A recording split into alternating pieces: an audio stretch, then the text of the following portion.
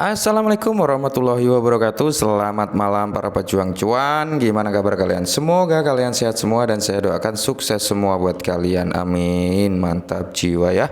Dan jangan lupa ya kawan, tetap secangkir kopi harus selalu ada buat menemani malam hari ini teman-teman melihat kondisi market yang gerakannya masih sama saja seperti tadi pagi dan seterusnya ya.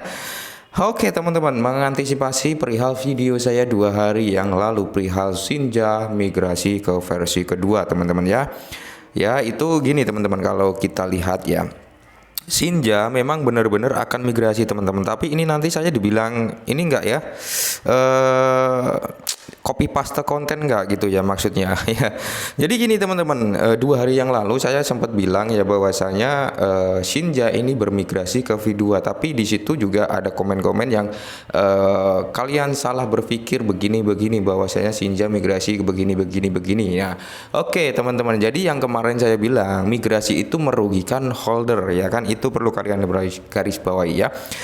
Kenapa saya bilang migrasi itu merugikan holder ya? Karena gini teman-teman, supply kita ikut berkurang, itu yang saya maksud. Oke, kalau kita lihat di sini ya, total pasokan akan berkurang. Ini harus mengatasi kesalahpahaman bahwa pasokan saat ini terlalu besar untuk proyek untuk tumbuh gitu ya. Oke, pasokan daripada Sinja memang 69 sek triliun kalau nggak salah, mohon koreksi teman-teman, 69 sek triliun ya kalau nggak salah. Itu suplainya sangat banyak, bener ya, suplainya sangat banyak ya. Terus di sini setiap pajak akan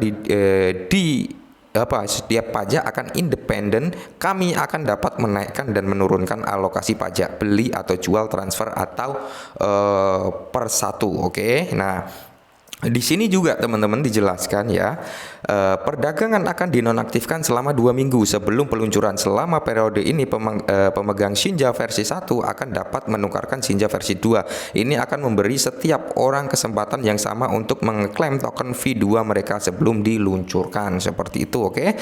Terus di sini teman-teman, ini yang paling krusial ya, yang saya maksud merugikan holder di sini teman-teman ya.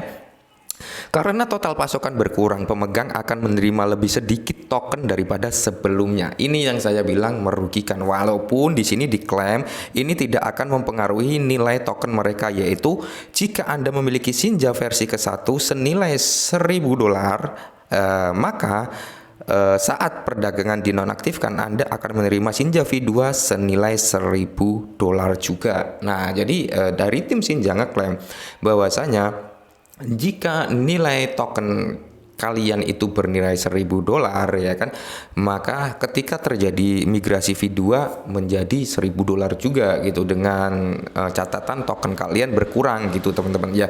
Cuman permasalahannya gini teman-teman ya, kita beli itu kan banyak ya, ibaratnya kita waktu itu beli $1.000, apakah sekarang masih utuh $1.000? Kita itu sangkut dalam gitu teman-teman ya, yang saya maksud rugi di situ ya. Nah, jadi kita itu sudah nyangkut di situ ya kan, berarti ketika kita beli gampangannya $100 lah ya, $100 pun kalau beli di Hotbit itu sudah dapat kuatriliunan ya teman-teman, seperti itu ya. Nah, jadi kalau kita beli $100 teman-teman ya, sekarang harganya turun, apakah nilai aset kita tetap $100? Enggak dong ya, value-nya tetap berkurang dong, seperti itu loh teman-teman. Jadi ketika ini nanti migrasi ya otomatis apa ya, target kita itu yang lebih tinggi lagi gitu teman-teman. Ibaratnya kemarin kita waktu pegang di Hotbit ya, target kita di 0,5 NUSD, 0,05 NUSD atau 1 NUSD ya kan.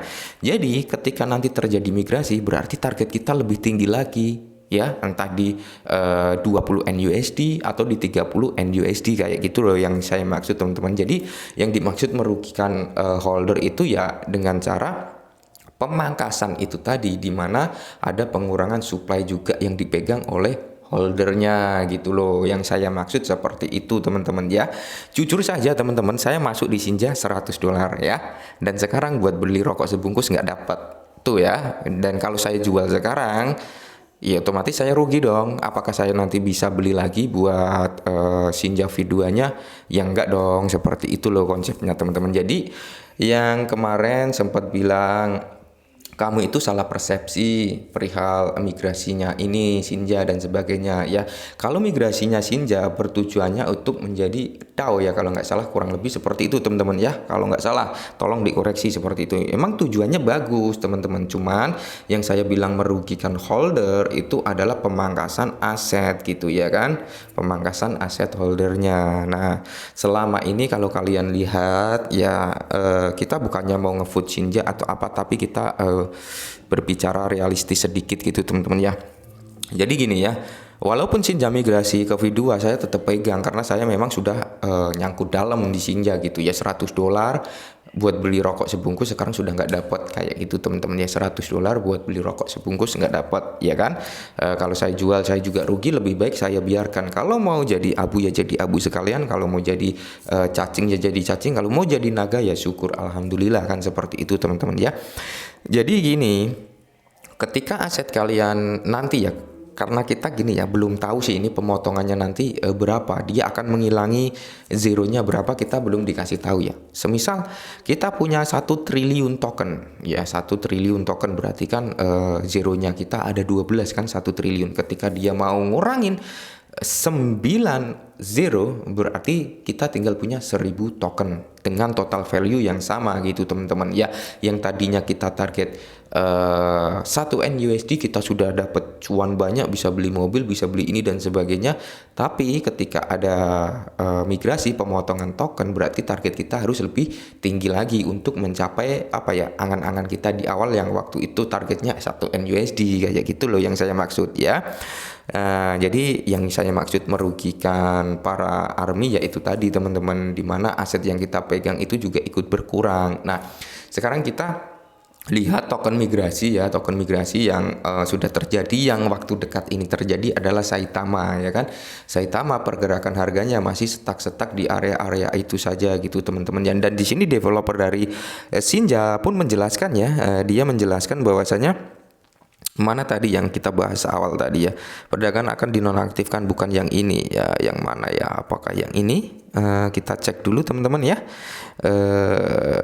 Bukan yang ini juga ya. Intinya tadi dia kan bilang bahwasanya akhir-akhir ini banyak lah yang token bermigrasi cuman mengakibatkan kegagalan, tapi Sinja ini berusaha agar hal tersebut tidak terjadi pada Sinja, kegagalan kayak gitu ya. Dan mudah-mudahan memang nggak gagal, dia mampu berkembang gitu teman-teman, karena kalau kita lihat memang Cliff ini ambisius gitu teman-teman dengan projectnya ya, dia rutin amat dan sebagainya kayak gitu teman-teman. Cuman yaitu tadi yang disayangkan, dia harus bermigrasi ya dengan cara untuk apa ya, bisa dikatakan mengurangi suplainya dengan ibaratnya gabungan lah, Army dan Dev ini kerjasama menghilangkan suplainya dengan mengorbankan suplai yang ada dan suplai dari yang dipegang holder gitu teman-teman, intinya seperti itu ya. Nah mungkin ini dulu ya, semoga kalian paham lah ya, dan apa yang saya sampaikan tentang kerugian yang dialami holder yaitu tadi teman-teman, walaupun nilai value-nya tetap sama, semisal $100 sekarang tinggal $50 ibaratnya ya, atau sekarang tinggal $1 $2, nanti ketika migrasi itu tetap akan berada di bawah $1. Kenapa? Karena di situ ada biaya migrasi yang diambil oleh suatu exchange kayak gitu teman-teman. Oke, mungkin ini dulu, semoga bermanfaat dan salam cuan.